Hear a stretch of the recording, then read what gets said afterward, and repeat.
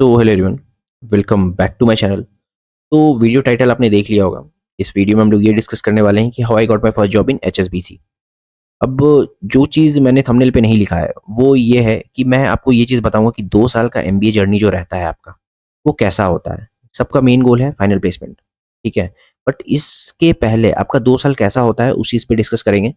Luck factor कितना काम करता है और कैसे काम करता है इस चीज़ पे डिस्कस करेंगे। तो काफ़ी चीज़ है डिस्कस करने को, ठीक है ना। तो इस वीडियो को पूरा देखना स्टार्टिंग से एंड तक। अब जो भी किसी भी कॉलेज में एडमिशन ले रहा है, ठीक है ना, वो आप लोग देखना, क्योंकि ऐसा वीडियो मुझे नहीं लगता यूट्यूब पे कोई बनाया होगा और इतना फ्रैंक तरीके से। क्योंकि यार 40 लाख 50 लाख का पैकेज दिखाने से सब चीज़ नहीं हो जाती, क्योंकि सबका ये नहीं होता है, ठीक है ना।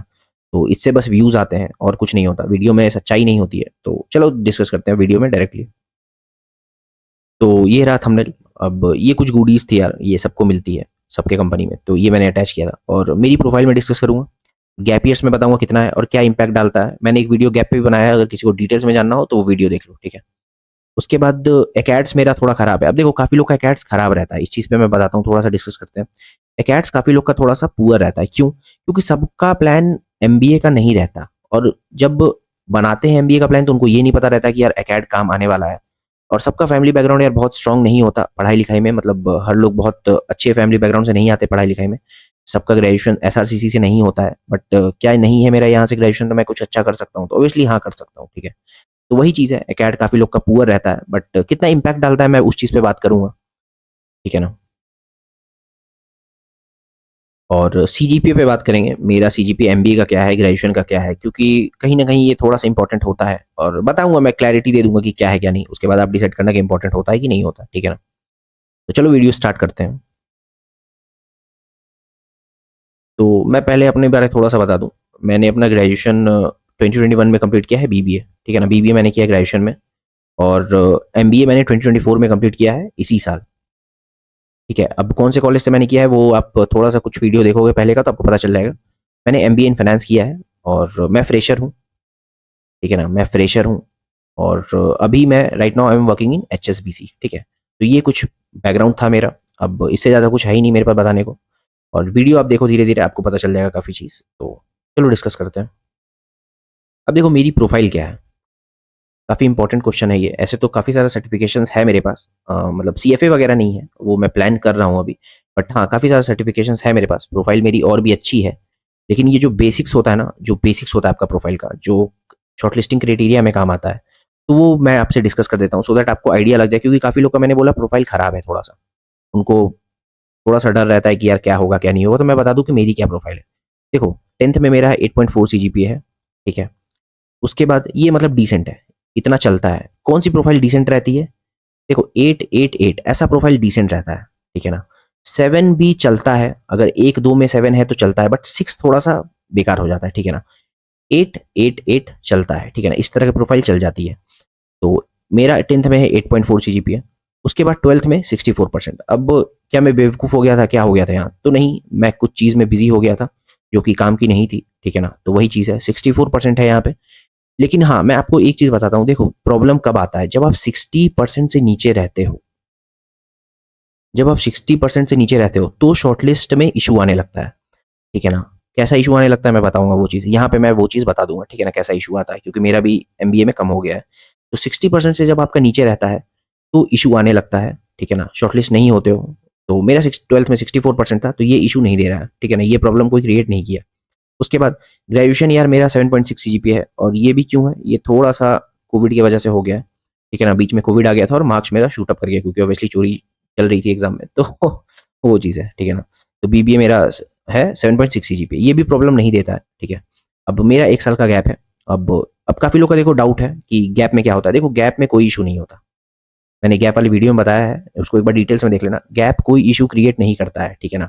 मतलब 3 साल का भी गैप है मेरे बैच में, काफ़ी लोगों का था मतलब। और वो लोग अच्छे कंपनी में प्लेस्ड हो गए और फिक्स कहीं ना कहीं 14 लाख 15 लाख के पैकेज पे। तो समझ जाओ कि कोई दिक्कत नहीं आती गैप में, ठीक है ना। फिक्स्ड मैं बोल रहा हूँ 14 लाख 15 लाख, और कंपनी बहुत अच्छी है।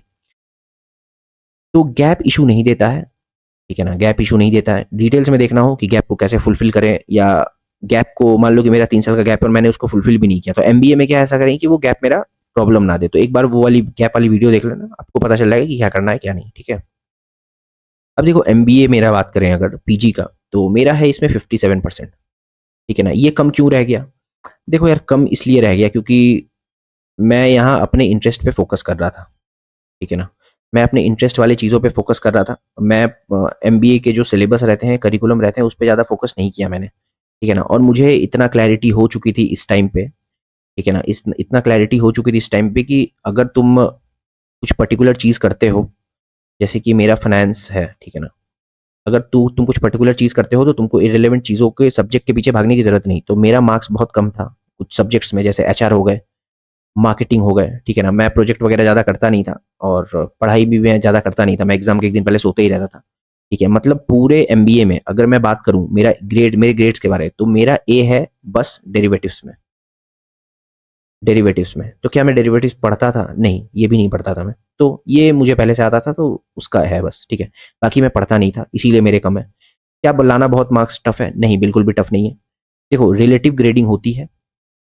रिलेटिव ग्रेडिंग मतलब जिसका मार्क्स सबसे ज्यादा है उससे कंपेयर करके आपका मार्क्स आता है, ठीक है ना। तो वो चीज़ है, तो आपको बहुत ज्यादा ऐसा टफ नहीं रहता। अब कितना मेंटेन करना है यार एमबीए में? तो देखो, एमबीए में जो मेजोरिटी कंपनी आती है वो आपका 60% का क्राइटेरिया डिमांड करती है। मेजोरिटी अच्छी कंपनीज, ठीक है ना। अगर मेरे को थोड़ा सा अच्छा मेंटेन करना हो तो 65 कर लो, 70 कर लो, ठीक है ना। इतना काफ़ी है, ठीक है ना। ये शॉर्टलिस्ट के लिए इतना काफ़ी है, इससे ज़्यादा मतलब नहीं है, ठीक है ना। यार आप बोलोगे नहीं मैं तो 90% कर रहा हूँ, करो फिर, ठीक है ना। यही सब करते रह जाओ और बाकी चीज़ों में मत पढ़ो, ठीक है। होता क्या है कि यार देखो, अभी अगर मैं बात करूँ तो कुछ लोग अनप्लेस्ड हैं, ठीक है ना। मेरे कॉलेज में भी लगभग 15। अब अनप्लेस्ड हैं 15 लोग, तो सीजीपीए ऑब्वियसली उनकी कुछ लोगों की अच्छी होगी। तो सिर्फ सीजीपीए से नहीं होता, आपको प्रैक्टिकल नॉलेज चाहिए होता है, ठीक है ना। तो परसेंट के पीछे उतना मत भागो। हाँ, परसेंट अगर है तो अच्छी बात है, अगर 90% भी है तो भी अच्छी बात है, बट हाँ, कंसेप्ट क्लैरिटी भी होनी चाहिए। बस रट के नंबर ला रहे हो, वो चीज़ नहीं काम करता, ठीक है ना। अब मैं देखो बताता हूँ एक चीज़। मैंने क्या बोला कि 60% के ऊपर आपका रहना चाहिए। कुछ लोगों का अकैड पुअर रहता है, ठीक है। अब मेरा खुद 57%, तो मेरा कैसे हो गया? आप बोलोगे यार क्या तुम्हारा 50% से, मतलब 60% से कम है, तो फिर तुम्हारा कैसे हुआ? देखो क्या होता है कि कुछ कंपनीज आपका क्राइटेरिया नहीं डालती हैं, ठीक है ना। और मेरा थोड़ा सा लक भी काम किया, ठीक है ना। मेरा थोड़ा सा लक भी काम किया। कैसे लक काम किया? अब देखो, मान लो कि 5 कंपनी आती है, मान लो, ठीक है। इसमें 4 कंपनी आपकी क्राइटेरिया डाल रही है 60%, और वो बहुत टॉप की कंपनीज भी नहीं है, नॉर्मल कंपनीज है, ठीक है ना, नॉर्मल कंपनीज है। बट एक कंपनी आ जाती है, एग्जाम्पल एचएसबीसी। अब ये कोई क्राइटेरिया डिमांड नहीं कर रही है। अब ऑब्वियसली एचएसबीसी यार बहुत बड़ी कंपनी है, वर्ल्ड की 70 बड़ी कंपनी है, ठीक है। तो अब ये क्राइटेरिया बाई चांस नहीं डाल रही है, तो इस इंटरव्यू में मैं बैठा, शॉर्टलिस्ट हुआ। इस इंटरव्यू में मैं बैठा और क्रैक किया, ठीक है। इस इंटरव्यू में बैठा और क्रैक किया। तो लक कैसे काम किया यार? क्रैक तो मैंने अपने मेहनत पे किया, ठीक है, बिल्कुल सही बात है, क्रैक मैंने अपने मेहनत पे किया, बट लक कैसे काम किया? बाई चांस अगर एचएसबीसी में मैं शॉर्टलिस्ट ही नहीं होता, देखो समझो चीज़ों को, ऐसे ही काम करती है चीज़। मान लो कि मैं एचएसबीसी में शॉर्टलिस्ट ही नहीं होता, ठीक है। अब शॉर्टलिस्ट क्यों हो गया? क्योंकि यहाँ परसेंट का क्राइटेरिया नहीं था एमबीए वाला, ठीक है ना। तो मैं शॉर्टलिस्ट हो गया, और शॉर्टलिस्ट हो गया और क्रैक हो गया इंटरव्यू, ठीक है। तो मैं प्लेस्ड हो गया। अगर बाई चांस एचएसबीसी मेरे को शॉर्टलिस्ट ही नहीं करती, ठीक है ना, कोई भी रीजन हो सकता है, वो एमबीए परसेंट रीजन नहीं, कोई भी रीजन हो सकता है, मान लो मैं शॉर्टलिस्ट ही नहीं होता, तो फिर बहुत दिक्कत आ जाती। क्यों? क्योंकि उसके बाद जो भी कंपनीज आ रही थी वो सब 60% का क्राइटेरिया लेके आ रही थी, ठीक है ना। फिर बहुत बाद में कुछ कंपनीज आई जिसके पास 60% का क्राइटेरिया नहीं था, और फिर मैं उसमें बैठता था और काफ़ी लेट हो चुका होता, ठीक है। तो वो चीज़ है, लक इस तरीके से काम करता है कि आपका मान लो परसेंट कम है और कोई अच्छी कंपनीज आई, ठीक है ना, कोई अच्छी कंपनी आई और वो शॉर्टलिस्ट और वो मिनिमम परसेंट क्राइटेरिया नहीं डाल रही है, ठीक है, तो आप उसमें शॉर्टलिस्ट होकर प्लेस्ड हो सकते हो। बट वो अगर परसेंट का क्राइटेरिया डाल रही है तो आप शॉर्टलिस्ट ही नहीं होगे।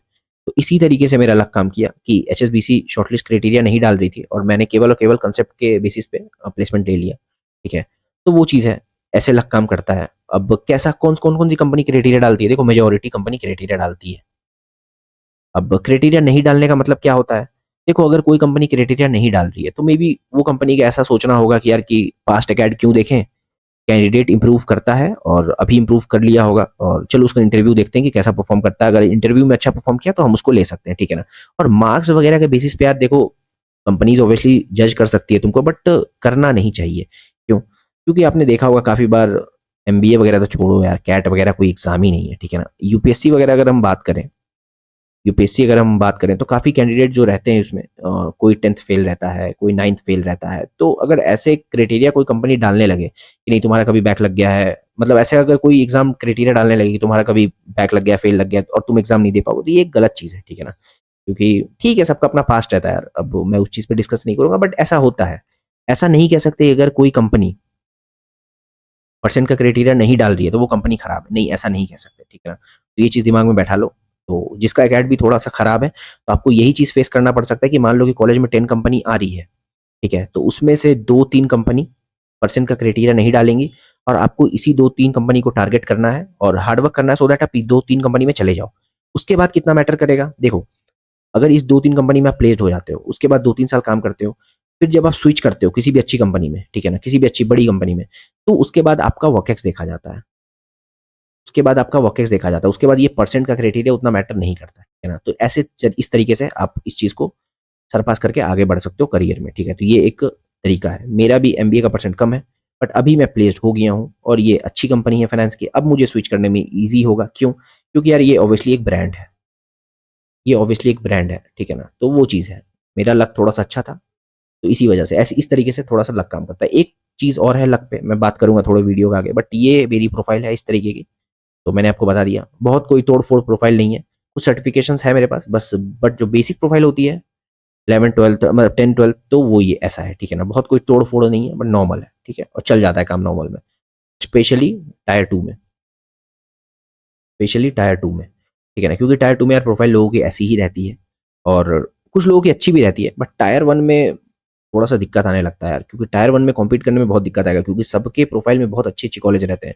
किसी के पास एसआरसीसी होगा, किसी के पास पहले से ही बहुत 10 सीजीपीए होगा, ये होगा, वो होगा, तो वो थोड़ा-सा प्रॉब्लम आता है। बट टायर 2 में कोई प्रॉब्लम नहीं आता, तो जो भी टायर 2 में जा रहे हैं और उससे नीचे जा रहे हैं, तो उसमें प्रॉब्लम नहीं है, ठीक है ना? तो वो चीज़ है। अब मैं आपको बताता हूँ कि मेरा इंटरव्यू एक्सपीरियंस कैसा था, ठीक है? अब देखो मेजरली आप 2 इंटरव्यू देते हो मेन, एक आपका जो इंटर्नशिप का होता है इंटरव्यू और एक जो होता है फाइनल प्लेसमेंट का इंटरव्यू होता है। अब इंटर्नशिप वाली मेरी अनपेड थी, कभी बात करेंगे अनपेड इंटर्नशिप डिटेल्स में, बट इंटर्नशिप वाली मेरी अनपेड थी और मैंने इंटरव्यू दिया था एक पेड वाले का, बट वो मेरा क्लियर नहीं हुआ था, ठीक है ना? तो लक कैसे काम करता है मैं वो भी चीज़ बताऊँगा आगे स्लाइड पे, ठीक है ना? एक इंटर्नशिप का इंटरव्यू मैंने दिया था, फिर एक दिया था मैंने मॉक इंटरव्यू बिफोर प्लेसमेंट्स। अब देखो जब भी कंपनीज़ आना स्टार्ट हो जाती है प्लेसमेंट्स के लिए, तो आपका कॉलेज अरेंज करता है आपका मॉक इंटरव्यू, ठीक है ना? कुछ कंपनीज़ को बुलाता है, वहाँ से कुछ एचआर टाइप के लोग आते हैं, वो आपका मॉक इंटरव्यू लेते हैं। तो बेसिकली ये प्रैक्टिस के लिए होता है, ठीक है? तो थोड़ा-सा आप लोगों को प्रिपेयर करवाते हैं ये लोग, आपका कॉन्फिडेंस कैसा है वो बताते हैं, कुछ क्वेश्चन्स आपसे पूछते हैं, कांसेप्ट क्लैरिटी कैसी है वो पूछते हैं, तो ये चीज़ भी होता है, ठीक है ना? अगर देखो मेरे बी स्कूल में तो हुआ था ये चीज़, अगर आपके बी स्कूल में नहीं होता है यार, तो अगर मान लो कि आपका बी स्कूल उतना अच्छा नहीं है, तो आपको ये चीज़ खुद से करना पड़ेगा। आपको ये चीज़ खुद से करना पड़ेगा, ठीक है ना? ये सब चीज़ ध्यान दो क्योंकि नॉर्मल कॉलेज में जा रहे हो, हार्ड वर्क थोड़ा-सा ज़्यादा लगेगा। हार्ड वर्क थोड़ा-सा ज़्यादा लगेगा। तो ये सब चीज़ आप खुद कर सकते हो। अ, अगर चाहिए तो मेरे से पूछ सकते हो कि कैसे होगा, क्या नहीं होगा, तो मैं आपको बता दूँगा, ठीक है ना? और उसके बाद क्या है फाइनल प्लेसमेंट इंटरव्यू। देखो यही चीज़ मेन होता है। सब इसी चीज़ के पीछे भागते हैं, ठीक है ना? सब इसी चीज़ के पीछे भागते हैं। ये फाइनल प्लेसमेंट इंटरव्यू कितना ड्यूरेशन का होता है? देखो लगभग ये कुछ कह नहीं सकते बट 50 मिनट के जैसा होता ही होता है ऑन एन एवरेज, ठीक है ना? 45 से 50 मिनट का आप मान लो। क्योंकि ऑब्वियसली यार पूरा कांसेप्ट आपका चेक होता है। क्या पढ़ते हो आप, क्या नहीं पढ़ते हो? क्या पढ़े हो, क्या आता है, क्या नहीं आता है? आपका सीवी कितना स्ट्रॉन्ग है? सीवी से क्वेश्चन पुट अप होता है और फाइनेंस में हो तो आपसे फाइनेंस पूछा जाता है, ठीक है? बैंकिंग पूछा जाता है और बैंकिंग में repo rate, reverse repo rate ये सब नहीं पूछा जाता। आपसे बहुत डिटेल में पूछा जाता है बैंकिंग, ठीक है ना? फाइनेंस पूछा जाता है, बैंकिंग पूछा जाता है, फाइनेंशियल मार्केट में डेरिवेटिव्स पूछा जाता है, ठीक है ना? डेरिवेटिव्स पूछा जाता है। आपका टेक्निकल स्किल्स चेक किया जाता है। टेक्निकल स्किल्स मतलब क्या होता है? आपका एक्सेल चेक किया जाता है। मतलब मेरे से बोला गया था कि स्क्रीन शेयर करो और एक्सेल पे ये फ़ॉर्मूला मतलब ये चीज़ करके दिखाओ। एक्सेल पूछा जाता है आपसे, पावर बीआई पूछा जाता है, ठीक है ना? मतलब काफ़ी चीज़ पूछा जाता है। अब ये सब चीज़ थोड़ा-सा जॉब डिस्क्रिप्शन पे भी डिपेंड करता है। अब जेडी क्या होता है? देखो कोई भी कंपनी इस प्लेसमेंट के लिए आती है, तो वो पहले एक पीडीएफ सर्कुलेट करवाती है प्लेसकॉम डिपार्टमेंट के थ्रू, ठीक है? वो जेडी होता है, जॉब डिस्क्रिप्शन। उसमें क्या होता है कि आपका रोल कैसा है, कितना पैकेज मैं आपको दूँगी, मतलब कंपनी कितना पैकेज आपको दे रही है, वो मेंशन होता है। तो ये सब चीज़ें उसमें मेंशन होती है, स्किल्स रिक्वायर्ड मेंशन होता है। तो उसको जेडी बोलते हैं, ठीक है ना? तो वो पहले आता है, जेडी कंपनी पहले देती है कॉलेज को और कॉलेज आपको देती है जेडी। अगर जेडी आपको पसंद है, मतलब जो जेडी में लिखा है वो आपको पसंद है, तो आप कॉलेज उस कंपनी के लिए फॉर्म फिल कर सकते हो, ठीक है ना। उसके बाद उधर से शॉर्टलिस्ट आती है, उसके बाद अगर आप शॉर्टलिस्ट हो गए हो तो फर्दर प्रोसेस में आप इन्वॉल्व होते हो, ठीक है। तो इस तरीके से प्रोसेस काम करता है। तो बेसिकली ये 2 इंटरव्यू आपको देना पड़ता है। तो कैसे प्रिपरेशन करना है, क्या नहीं करना है, वो सब चीज़ पे मैं वीडियो बनाऊँगा आने वाले टाइम पे, बट ऐसा रहता है आपका कुछ प्रोसेस, ठीक है ना। उसके बाद देखो, ये स्लाइड बहुत इंपॉर्टेंट है, luck. Yes, it plays an important role. अब कैसे luck plays an important role, मतलब क्यों प्ले करता है इंपॉर्टेंट रोल? देखो होता क्या है, जब फाइनल प्लेसमेंट के लिए या इंटर्नशिप्स के लिए कोई कंपनी आती है, तो होता कैसा है ना कि शॉर्टलिस्टिंग क्राइटेरिया जो कंपनीज का होता है ना, बहुत रैंडम बेसिस पे होता है। बहुत रैंडम बेसिस पे होता है, पता नहीं चलता यार कि मतलब किस बेसिस पे शॉर्टलिस्ट कर रहे हैं। कभी सारी लड़कियों को कर देंगे, ठीक है ना, मतलब उसमें 2 लड़के रहेंगे बाकी सारी लड़की, मतलब ये क्या क्राइटेरिया हुआ। फिर कभी ऐसा रहता है कि कभी बस एक ही लोकेशन वाले सबको कर देते हैं, मतलब कोई एक लोकेशन का है, एक सिटी का है, सारे लोग को मतलब जितने भी शॉर्टलिस्ट हुए सब उसी सिटी के हो गए। मतलब कभी कभी रैंडम बहुत ज्यादा हो जाता है, तो समझ नहीं आता यार कि किस बेसिस पे शॉर्टलिस्ट कर रहे हैं। कभी 3 साल के गैप वाले को कर लेते हैं, जिसका 3 ईयर का गैप है, कभी उसको शॉर्टलिस्ट कर लेंगे, ठीक है ना। जिसका 1 ईयर का गैप है उसको शॉर्टलिस्ट नहीं करते हैं, ठीक है। कभी किसी वर्केक्स वाले को कर लेंगे, कभी कोई कंपनी ऐसा करेगी कि जिसका वर्केक्स है, जिसकी प्रोफाइल अच्छी है उसको नहीं करेगी, और जिसकी प्रोफाइल बेकार है उसको कर लेगी। तो ये चीज़ थोड़ा सा समझ में नहीं आता है कि क्यों शॉर्टलिस्ट हो रहा है, कौन शॉर्टलिस्ट हो रहा है। तो ये थोड़ा सा लक बेस पे रहता है, ठीक है। फिर एक चीज़ मैंने बताया कि ये वाला शॉर्टलिस्टिंग क्राइटेरिया लक बेसिस पे रहता है। फिर दूसरा क्या लक बेसिस पे रहता है? दूसरा मैंने बता दिया आपको कि अगर आपका परसेंट कम रह गया है, ठीक है ना, वही परसेंट कम रह गया और 2-3 कंपनी आई, जैसे मान लो कि 10 कंपनी आती है, उसमें से 2-3 कंपनी आपका क्राइटेरिया, परसेंट क्राइटेरिया डिमांड नहीं करती और आप इसमें शॉर्टलिस्ट हो जाते हो, तो बेसिकली ये लक है। और बाई चांस 10 कंपनी आती है और 2-3 कंपनी ऐसा है कि परसेंट क्राइटेरिया डिमांड नहीं कर रही और आप इस 2-3 कंपनी में शॉर्टलिस्ट नहीं हुए, तो ये मतलब आपका लक थोड़ा सा खराब है, ठीक है ना। ये चीज़ लक लक जैसा काम करता है और ये इंपॉर्टेंट रोल प्ले करता है, क्योंकि मैंने देखा है इंटरव्यू में, और मतलब इंटर्नशिप्स के इंटरव्यू में भी और फाइनल प्लेसमेंट में भी देखा है कि थोड़ा सा लक काम करता है यार, ठीक है ना, थोड़ा सा लक काम करता है। बट कितना काम करता है? अब जो अनप्लेस्ड लोग हैं अभी भी, वो बोल रहे होंगे कि यार मेरा लक खराब है, नहीं वैसे काम नहीं करता, ठीक है ना, वैसे काम नहीं करता। एक बार आप वो वाली वीडियो देखना, is MBA worth it in 2024, आपको पता चल जाएगा कि लक किस तरीके से काम करता है, ठीक है ना। मैंने वीडियो बनाया है, title is MBA worth it in 2024, तो वो वाली वीडियो एक बार देख लेना। तो हाँ, लक काम करता है बट बहुत ज़्यादा काम नहीं करता। ऑलवेज हार्डवर्क ज़्यादा इंपॉर्टेंट रहता है, ना कि लक, ठीक है। बट ये काम करता है थोड़ा सा, तो मैंने आपको बता दिया किस तरीके से काम करता है, तो दैट आपको पता रहे, क्योंकि हम लोग सब एमबीए में शॉक हो गए थे यार, यार ऐसे कैसे हो रहा है। बट ये चीज़ आपको पता है तो आप थोड़ा सा इसको पहले से देख सकते हो। देखो पर्पस ऑफ द वीडियो क्या था, मैंने आपको बता दिया मेरी प्रोफाइल क्या है, ठीक है ना, कैसा 2 साल का एमबीए रहता है वो भी मैंने बता दिया, ठीक है ना। और इंटरव्यू क्या होता है, क्या नहीं होता है, किस तरीके से होता है, इंटर्नशिप का इंटरव्यू, फाइनल प्लेसमेंट का इंटरव्यू, वो भी मैंने बता दिया। लक कितना मैटर करता है वो भी मैंने बता दिया, ठीक है। अब तो देखो पर्पस क्या रहता है, इस वीडियो का पर्पस क्या है, ठीक है। इस वीडियो का पर्पस है कि you can't change your past, focus on your future. मतलब देखो मैंने ये चीज़ पे बात किया है पहले भी। अब एकेड ऑब्वियसली आपका बिगड़ चुका है या खराब है या जो भी है, आपको ऑब्वियसली टायर 1 कॉलेज में नहीं मिला एडमिशन, ठीक है, मैं मान लिया। अब जो चीज़ है आपके पास उसमें बेस्ट करो, ठीक है ना। काफ़ी लोग यार डिमोटिवेटेड इतना ज़्यादा रहता है ना कि आधा काम तो ऐसे ही बिगड़ जाता है, ठीक है। तो जो चीज़ है अब उसमें बेस्ट करो, ठीक है ना। ज़्यादा परेशान होने की नीड नहीं है। मैंने कितना पैकेज में डिफरेंस आता है इन हैंड मैंने वो बता रखा है काफ़ी बार, ठीक है। बार बार एक ही चीज़ को बताने का कोई नीड भी नहीं है। और तो पास्ट को चेंज नहीं कर सकते हो, फ्यूचर पे फोकस करो, ठीक है। Build your profile with good CGPA, certifications, live projects. अब देखो जिसका भी गैप है या जिसका भी गैप नहीं है, या जो भी नॉर्मल कॉलेज में एडमिशन ले रहे हैं, देखो तरीका यही होता है कि आप एक एमबीए में डिसेंट परसेंटाइल मेंटेन करो, सर्टिफिकेशंस करो कुछ। मैंने एक वीडियो बनाया था things to do before MBA में, उसमें मैंने बताया कि प्रोफाइल को कैसे इंप्रूव करना है। कुछ लाइव प्रोजेक्ट करो सो दैट आपका प्रोफाइल अच्छा बिल्ड हो, ठीक है ना। तो सो दैट कंपनी आए तो आपकी सीवी वहाँ शॉर्टलिस्ट हो, ठीक है ना, वहाँ सीवी शॉर्टलिस्ट हो। उसके बाद knowledge is the most important thing, not marks and CGPA. देखो सीजीपीए आपको इतना मेंटेन रखना है जो आप कंपनी से शॉर्टलिस्ट हो जाओ, ठीक है ना। वो परसेंट क्या है, वो है 60% या 65%, ठीक है ना। 90% लेके अगर प्लेस्ड नहीं हो रहे हो तो बेवकूफ़ी है, इतना परसेंट मेंटेन करना ही नहीं होता, ठीक है ना। बट नॉलेज बहुत इंपॉर्टेंट है यार, नॉलेज बहुत इंपॉर्टेंट है, ठीक है। अब नॉलेज इंपॉर्टेंट इस वजह से है क्योंकि परसेंटाइन परसेंट आपका कम भी रहता है तो भी आपका प्लेसमेंट बेस्ड केवल केवल नॉलेज के बेसिस पे होता है, ठीक है ना। तो इससे इसको भी कभी भी इग्नोर नहीं कर सकते, सीजीपीए थोड़ा सा इग्नोर कर सकते हैं बट इसको कभी इग्नोर नहीं कर सकते। जितना कंसेप्ट क्लैरिटी हो उतनी अच्छी होती है। और देखो जिसका भी थोड़ा सा पास्ट एकेड खराब है, मैं आपको एक चीज़ बताता हूँ। देखो, आजकल मेरे को पता चल रहा है कि यार वेलिंकर का कुछ इंटरव्यू वगैरह हो रहा है। देखो कैसा होता है ना कि सबको सब चीज़ें पहले से पता नहीं रहती। अब जब मैं वेलिंकर का फॉर्म भर रहा था, मैं भी वेलिंकर का फॉर्म भरा था। जब मैं वेलिंकर का फॉर्म फिल कर रहा था यार, तो इन लोगों का थोड़ा सा प्रोफाइल बेस्ड कॉलेज है, ठीक है ना। इन लोगों का कॉलेज प्रोफाइल बेस्ड है और मुझे ये चीज़ नहीं पता थी उस टाइम, कोई बताने वाला नहीं था, ठीक है ना। उतना यूट्यूब पे तो आप जानते ही हो कितना बेवकूफ़ लोग वीडियो बनाते हैं, 50 लाख पैकेज, 40 लाख पैकेज, कुछ भी बकते रहते हैं, बकवास करते रहते हैं। और चीज़ जो नए रहते हैं उनको नहीं पता रहता है, ठीक है ना। हमारे पास एक यूट्यूब ही सोर्स बचता है पता करने के लिए, और जब वैसे वीडियो बनाने लगते हैं तो कुछ पता नहीं चलता।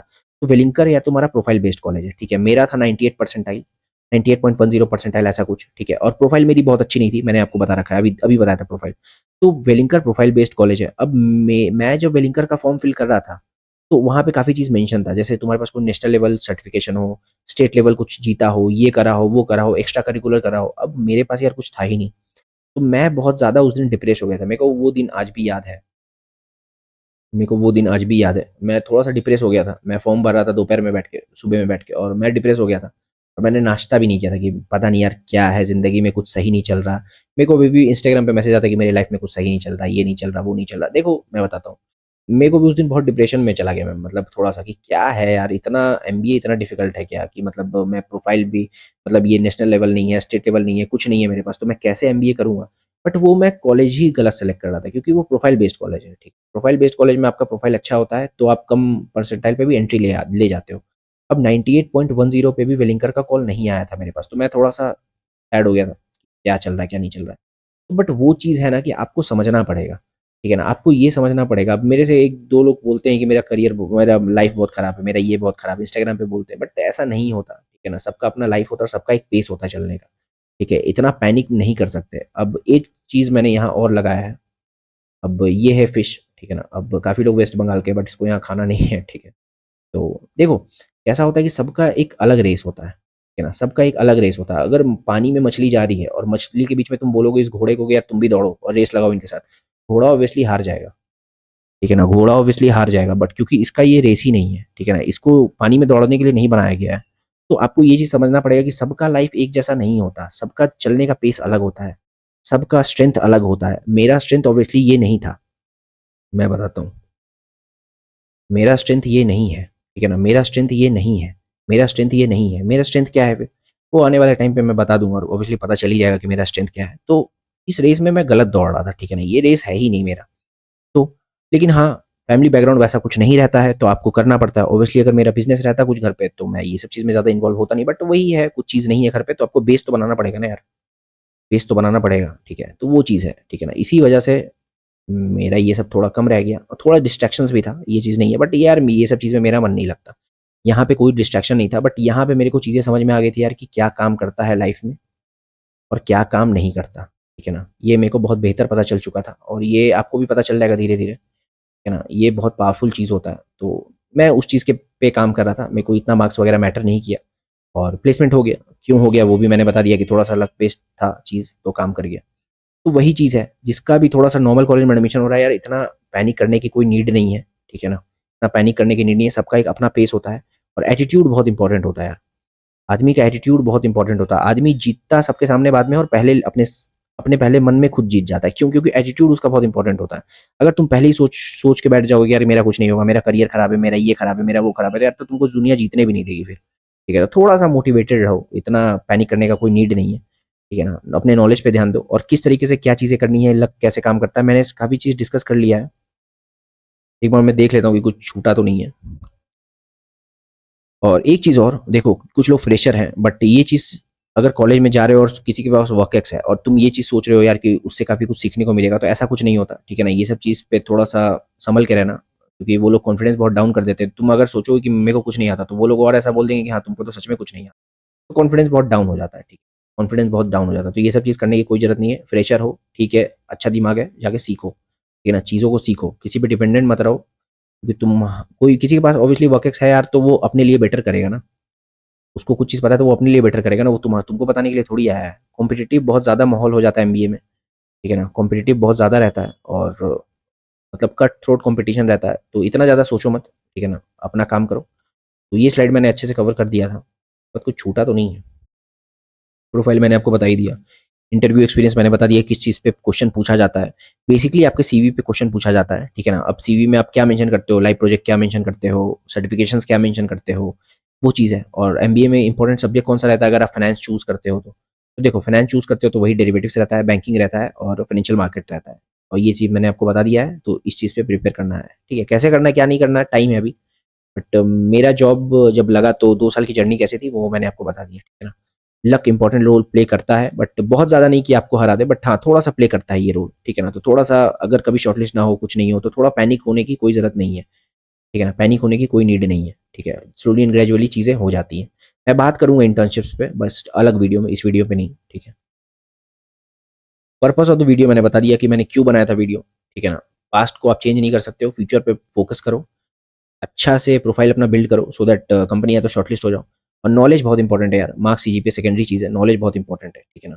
और ये तो मैंने बता ही दिया आपको कि क्या मतलब है इसका। तो ठीक है, मैं वीडियो क्लोज करता हूँ। और देखो, अगर किसी को कुछ डाउट हो तो मेल तो ऑब्वियसली अब लोग नहीं करते हैं क्योंकि लंबा प्रोसेस होता है। आप मेल करते हो, फिर मैं रिप्लाई देता हूँ, फिर आप मेल करते हो, तो डिले हो जाता है। इंस्टाग्राम पे आप फॉलो कर सकते हो, कुछ पूछना चाहो तो पूछ सकते हो, बहुत ज़्यादा एक्टिव ऑडियंस है यहाँ पे, ठीक है ना? बहुत ज़्यादा एक्टिव ऑडियंस है, तो आप चाहो तो फॉलो कर सकते हो, कुछ पूछना चाहो तो पूछ सकते हो। और ऑल द बेस्ट सबको, जहाँ एडमिशन ले रहे हो अच्छे से लो।